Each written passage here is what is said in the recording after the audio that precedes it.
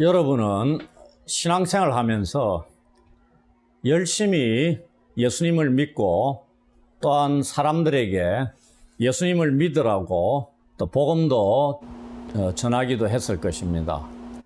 그러다가 어느 순간인가 갑자기 내가 처한 힘든 형편이나 악한 자들이 잘되고 힘을 얻는 이 사회 현실들 보면서 오히려 또 약한 자들이 더욱더 어려움에 처하는 이러한 사회 현상들 보면서 과연 내가 믿는 주님은 오늘 이 세상에서 무엇을 하고 계시는가?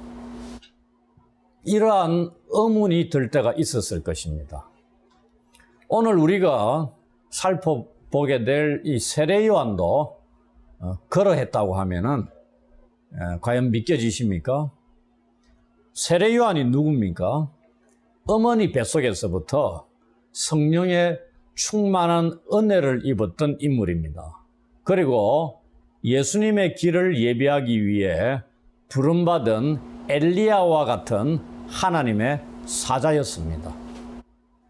그런 그가 지금 감옥에서 예수님의 사역에 대한 소식을 제자들을 통해서 전해 듣고 자신이 지금까지 감옥에 갇히기 전까지 알고 선포했던 그리스도가 맞는지 의문을 갖게 되었다는 것입니다.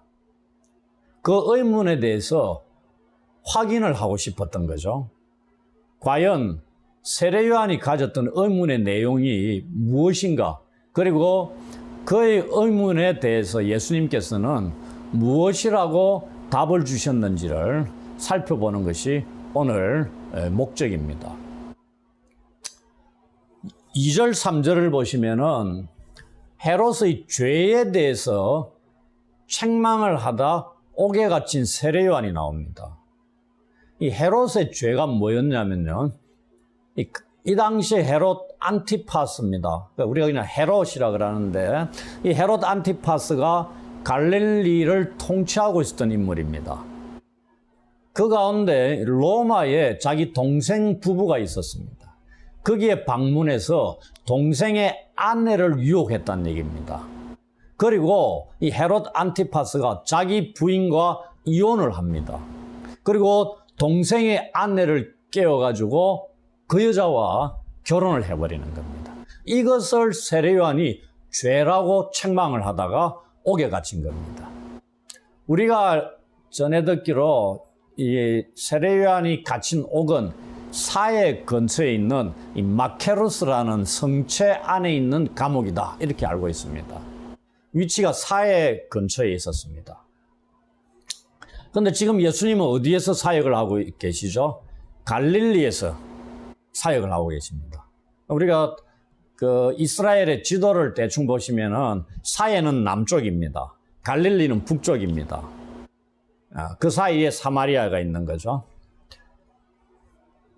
이 세례 요한이 그리스도께서 하신 일을 이 제자들, 요한의 제자들이 있었습니다. 그 제자들을 통해서 소식을 전해 듣고 제자들을 예수님께 보내어서 이제 질문을 하는 겁니다. 이 요한이 갇혀 있는 곳과 예수님의 사역지 거리가 한 160km 정도 떨어진 곳입니다. 사해 근처에서 갈릴리, 북쪽 갈릴리까지 가는데 그 정도 거리가 제법 멀죠. 여기서 한 대구 정도까지 좀 더 됩니까? 거기까지 세례 요한이 제자들을 보내서 예수님께 질문을 던지고 뭔가 확신을 얻고 싶었다는 얘기입니다. 그 질문의 내용이 뭐냐면 오실 그이가 당신이 오니까 우리가 다른 일을 기다리오리이까. 이 질문은 세례 요한만 하고 있습니다. 복음서를 보시면 이 오실 그이라는 거는 구약 성경을 보면은 메시아를 암시하고 있는 칭호입니다. 특히 시편 118편 26절에 보시면은 여호와의 이름으로 오는 자라는 문구가 있습니다. 메시아를 가리킨다는 얘기입니다. 이 질문에 담긴 속뜻이 뭐냐면은 세례 요한이 감옥에 갇히기까지 무슨 일을 했냐면요. 성령과 불로 세례를 베풀고 손에 키를 들고 하나님의 타작마당을 깨끗하게 하면서 알곡은 곳간에 들이고 쭉정이는 꺼지지 않는 불에 태워버릴 하나님의 임박한 심판을 시행하실 내 뒤에 오시는 이의 오심을 선포했던 인물입니다. 이 길게 설명한 이분을 간단하게 얘기하면 오실 그분이 누구다고요? 메시아. 메시아의 사역을 자기는 어떻게 기대했다는 얘기입니까? 알곡은 곳간에, 쭉정이는 심판을 행할, 그것도 성령과 불로 세례를 베풀면서 심판하러 오실 분으로 생각했다 이 말입니다. 그런데 지금 예수님께서 오셔가 하시는 일이 뭐죠? 감옥에 갇혀 있는 세례 요한의 입장에서 보면은 당혹스러운 것들에 대한 소식이 들려오고 있는 겁니다. 그것들은 예수님의 사역을 특징 짓는 세 가지가 제가 뭐라고 말씀드렸냐면은 마가복음을 말씀드리면서 복음을 설교하시고, 두 번째 병자들을 고치시고, 세 번째 귀신 들린 자를 치유하시는 일들을 하셨다. 이것이 하나로 무슨 말씀이라고요? 하나님의 나라를 전하는 일을 하셨다 이 말입니다. 이를 통해서 받아들이는 자에게 복이 임할 것이다. 하나님의 은혜로운 통치에 대한 비유의 말씀들을 전하는 거고요. 하나님 나라에 하나님께서 통치하실 그 나라에서 이루어질 잔치에 대한 모습들을 쫙 전해주는 겁니다. 그런데 세례 요한은 또 하나 뭘 집중적으로 전했죠? 심판에 대해서 오실 그이가 오셔서 악에 대해서 심판하실 것이라는 것을 전했다 이 말입니다. 근데 천둥과 같은 심판이 어디 있죠? 악한 자들에 대한 책망은 어디 갔습니까? 왜 귀신들에 대해서 행사하는 권능을 악한 자들의 위에는 행사하지 않으시냐? 왜 예수님께서는 오히려 죄인들과 잔치에서 그들과 함께 교제를 하셨습니까? 왜 그는 죄에 대한 하나님의 의로운 진노의 선지자, 이 누굴 가리키죠? 자기 자신을 가리킵니다. 하나님의 의로운 심판, 진노의 선지자가 헤롯의 감옥소에 갇혀서 썩어가고 있는데 한마디 항의도 왜 하지 않으십니까? 과연 이런 사람이 메시아일 수 있습니까? 이런 생각들을 가질 수 있었다 하고 우리가 짐작을 하는 겁니다. 그럴싸하지 않습니까? 세례 요한이 생각했던 메시아의 모습하고 현재 자신에게 제자들을 통해서 들려오는 일을 하고 계시는 예수님과 잘 어울리지 않는다 이 말입니다. 100% 완벽하게 이러한 일들을 하신 분이 메시아가 아니다가 아니고요.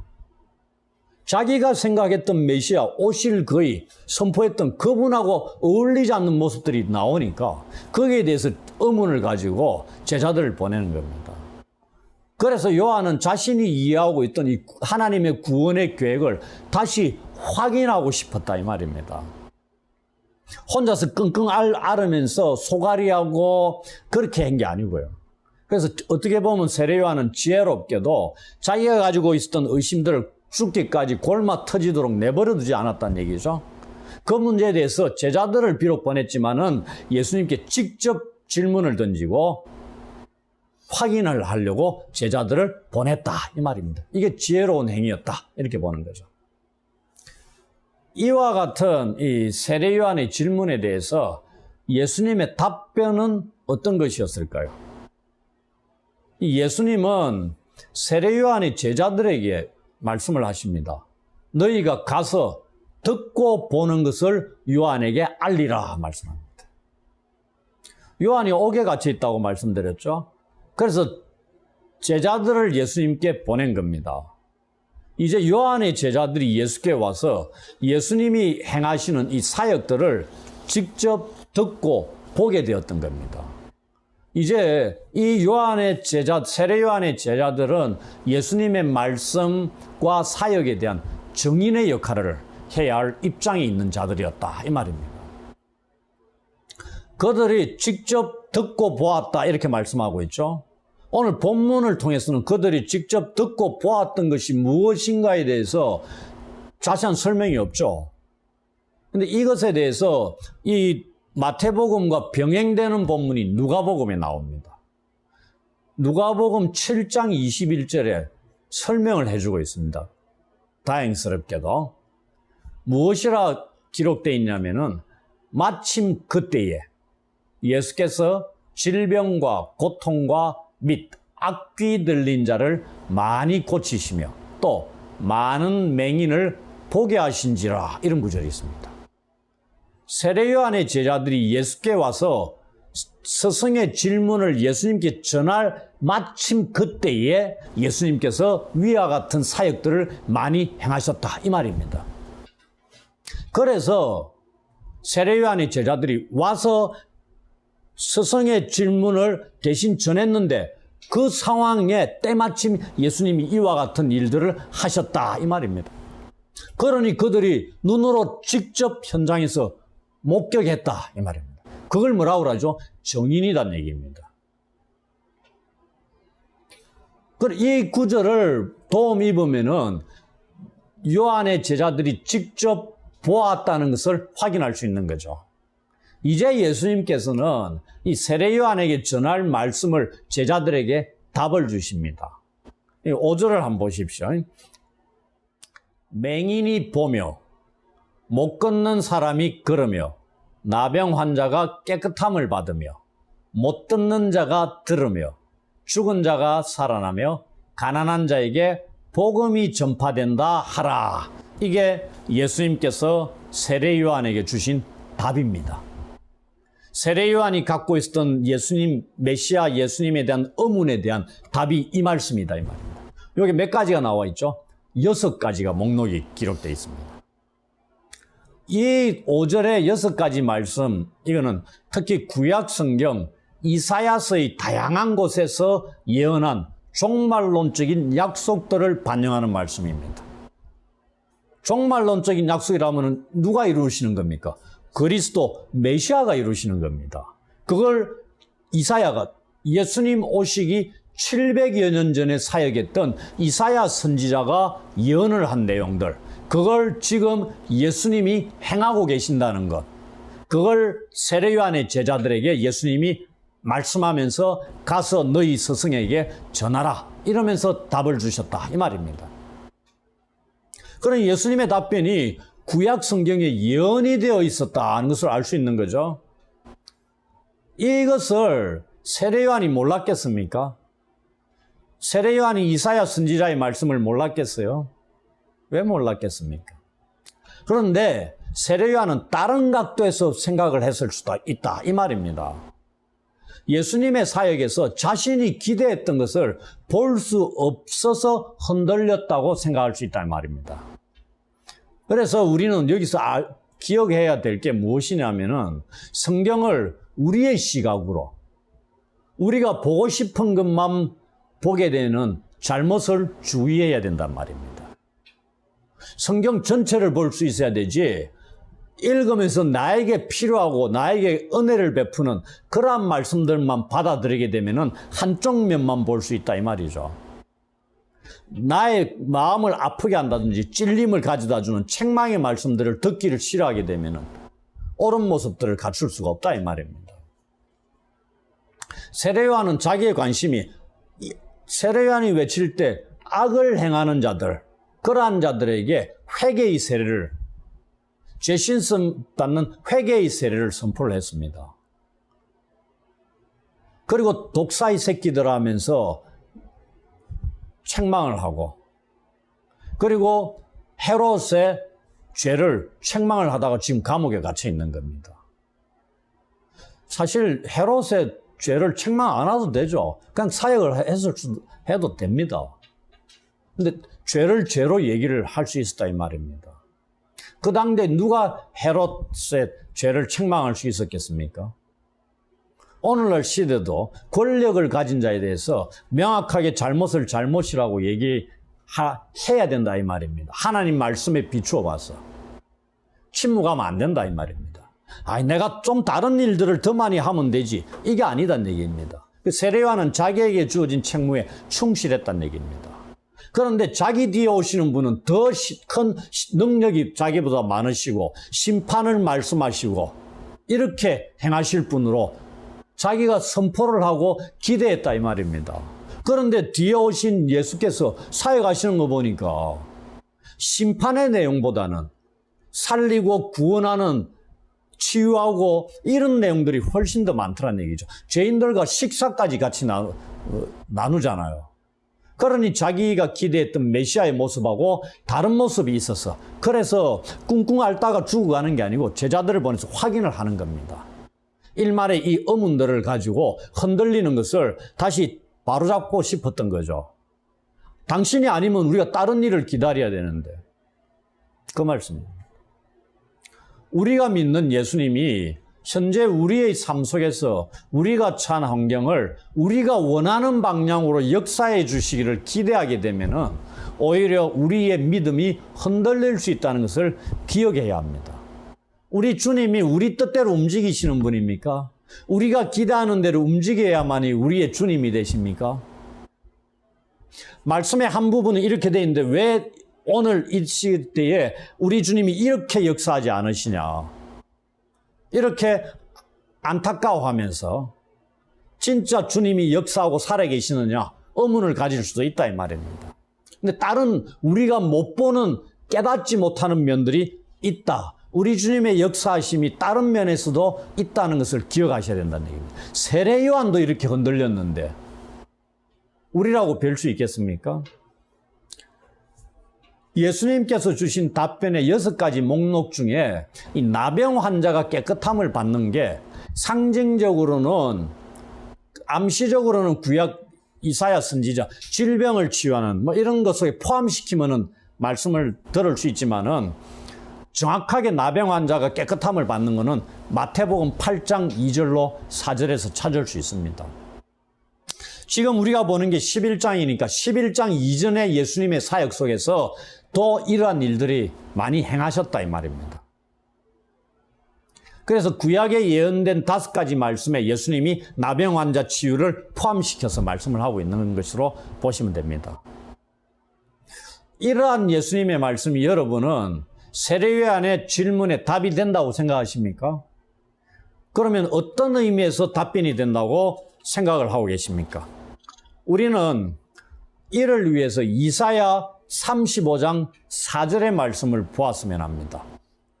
보라, 너희 하나님이 오사 보복하시며 갚아주실 것이라. 하나님이 오사 너희를 구하시리라. 이사야 35장 4절의 말씀인데 이 말씀에 이어서 35장 5절 6절의 말씀이 어떤 말씀이 있냐면요. 그때에 맹인의 눈이 밝을 것이며 못 듣는 사람의 귀가 열릴 것이며 그때에 저는 자는 사슴같이 뛸 것이며 말 못하는 자의 혀는 노래하리니. 이런 말씀이 이사야 선지자의 말씀에 기록이 되어 있습니다. 방금 제가 인용한 35장 4절의 말씀과 35장 5절 6절의 말씀이 연결된다는 말씀입니다. 이러한 일들은 하나님이 오셔서 이스라엘의 원수들을 심판하시고 자기 백성을 구원하실 때 일어날 것이라고 말씀을 하고 있습니다. 이러한 말씀을 지금 예수님께서 세례 요한의 제자들에게 요한의 질문에 대한 답으로 주고 있습니다. 구약에서는 여호와 하나님께서 자기 백성들의 구원을 위해 오셔서 하신 일들을 지금 하나님의 아들로 보냄받으신 예수께서 하나님 대신해서 그 일을 하고 있다. 이 말씀을 알려주고 있는 겁니다. 이 6가지 목록의 일들은 메시아로 오신 예수께서 자기 백성들을 구원하기 위해 그들에게 주실 메시아 시대에 표적으로 행하신 하나님 나라의 모습들입니다. 이 모든 일들을 지금 예수님을 통해서 일어나고 있다. 이걸 세례 요한의 제자들이 목격을 하고 있는 겁니다. 그리고 가서 너희 스승에게 그대로 듣고 본 것을 알리라. 이 말씀을 주시며 보내시는 겁니다. 이 정도면은 세례 요한의 의문이 확실하게 풀릴 수 있지 않았을까요? 그는 예수님의 심판 사역 앞에 행하시는 이와 같은 또 다른 하나님 나라를 가져다 주기 위해 행하시는 예수님의 사역을 알지 못했던 것으로 생각할 수 있다 이 말입니다. 제자들을 통해서 예수님의 답변을 들은 이 세례 요한은 구약에 예언된 그러한 말씀들을 깨달았을 것입니다. 그리하여 결국 우리 주님에 대한 흔들리지 않는 확실한 믿음 가운데 헤롯의 손에 의해 순교당했을 것이라고 우리는 충분히 생각할 수 있습니다. 이어서 예수님께서 복 있는 자에 대한 말씀으로 답변을 마무리하고 있습니다. 6절입니다. 누구든지 나로 말미암아 실족하지 아니하는 자는 복이 있도다 이런 말씀 주십니다. 왜 예수님으로 말미암아 실족하지 않는 자가 복이 있을까요? 이 5절의 6가지 목록은 예수님의 사역과 말씀 속에서 하나님의 나라를 그를 믿는 자들에게 이 세상에 가져다 주시는 하나님의 구원의 행위를 보여주는 것이라고 할 수 있습니다. 이러한 사실이 걸림돌이 되지 않는 자들, 실족하지 않는 자들은 어떠한 자들이냐? 그러한 자들은 그 일을 하시는 예수님께서 하나님으로부터 보냄받은 자임을 믿는 자들입니다. 그리고 당신이 그리스도이심을 우리한테 보여달라고 불필요한 증거를 전혀 요구하지 않는 자들입니다. 그럼에도 예수님께서 하나님의 일을 하시는 분이라는 것을 그대로 믿는 자들, 이러한 자들이 걸림돌이 되지 않는 자들, 실족하지 않는 자들입니다. 그러한 자들은 어떠한 대가를 지불해서라도 예수님께 신실한 충성된 자들이다 이렇게 보시면 됩니다. 반대로 걸림돌이 되는 자들은 실족한다 이렇게. 우리가 스캔들에 빠진다, 휘말린다. 이 스캔들이 이겁니다. 실족하는 것. 걸림돌이 되는 자들은 실족해서 심판받아 멸망에 이르게 될 것이라는 얘기입니다. 이 말씀으로서 예수님은 자신이 세례 요한이 기대했던 심판을 행하시는 이미지에 대해서도 간접적으로 지금 알려주고 있다 이렇게 알 수 있습니다. 이 복 있는 자에 대한 말씀은 하나의 경고와 도전의 역할을 하고 있습니다. 다시 말씀드리면은 이것은 예수님의 정체성과 사역을 정확하게 이해하지 못하고 예수님의 구원하는 사역을 믿는 믿음에서 실족하는 사람들에게는 심판에 대한 하나의 경고의 말씀입니다. 그러니 예수님께서 세례 요한이 가졌던 왜 예수님은 악에 대해 심판하지 않으시냐, 전혀 그런 것이 아니다는 걸 알려주고 있죠. 그리고 반대로 이 하나님이 요한의 메시지와 예수님의 사역으로 예수님에 대해 계시하신 것을 확고히 믿는 자들에게는 복이 되고 도전이 될 수 있는 그런 말씀입니다. 굳게 붙들어야 된다는 그런 말씀이죠.